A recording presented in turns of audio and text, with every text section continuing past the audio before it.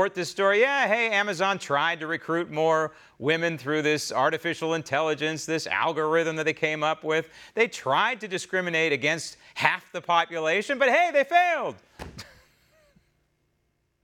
Well, and then, of course, look who runs Amazon.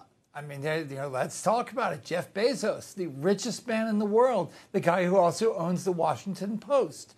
We keep seeing these examples of how major media figures, Hollywood, news media, etc., are somehow monsters. They discriminate against men, they discriminate against women, they discriminate based on race, they're sex harassing, they're just a litany of negative things, and yet we're supposed to look to the media to get our cues about whether your business is being run right, whether you're doing something right, whether you're moral.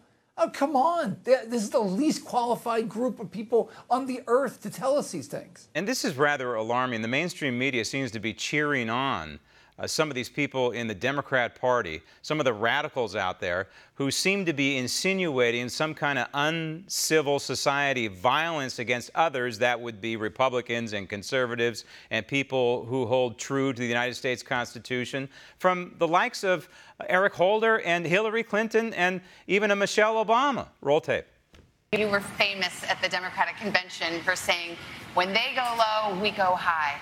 And just this week, the former Attorney General, Eric Holder, who worked for your husband, said the Democrats should have a new motto: when they go low, we should kick them.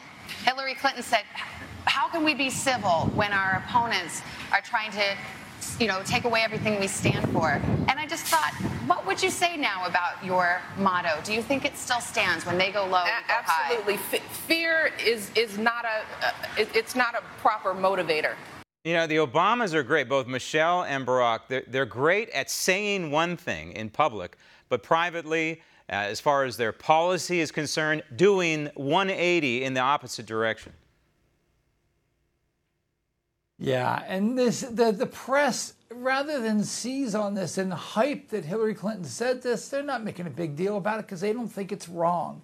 Twitter, which is willing to expunge people it doesn't like for saying things on or off platform. In this case, Hillary Clinton said it off platform, reposted the video. Twitter takes no action. We actually reached out to them. They didn't even respond because what she did is clearly a violation of their goals toward healthy conversation. You're not having a healthy conversation. You say you can't even be civil with people. But that's where the left is. They're hypocritical. Speaking of civil, so Kanye West goes to the White House, has a meeting with President Trump today on Thursday, and the mainstream media simply cannot stand the fact that Kanye West likes Donald Trump. Roll tape. Kanye West is what happens when Negroes don't read. And we have this now, and now Donald Trump is going to use it and pervert it, and he's going to have somebody who can stand with him and take pictures. But now all of a sudden, Kanye, because he's put on a MAGA hat and he's an attention whore like the president, he's all of a sudden now the model spokesperson. He's the token Negro of the Trump administration.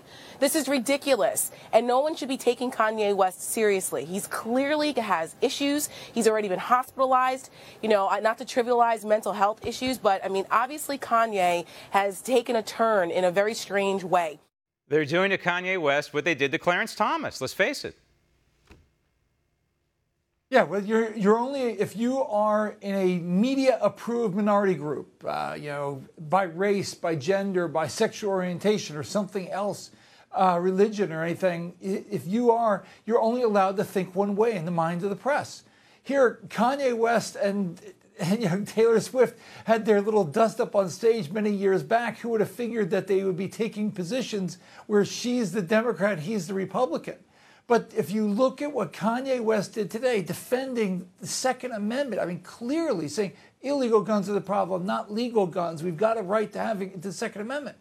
And he's almost literally taking the Republican Party like Atlas and putting it on his back and moving it forward, because Donald Trump sat there and watched and listened to Kanye West, the most famous African-American entertainer of his age.